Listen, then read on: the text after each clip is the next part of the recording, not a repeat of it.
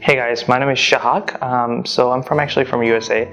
So I've been suffering from male pattern baldness since the age of 17, and I was looking for something, a long-term solution rather than using minoxidil every day. And then upon searching a lot of different websites and a lot of YouTube videos, I realized Elithairtransplant was probably the best choice in terms of budget and the quality. The price you're paying for versus the quality of graft that they're implanting, it's unheard of. So I came here. The operation has been very smooth. The staff has been extremely kind and humble and nice and friendly. The operation did not hurt once a bit.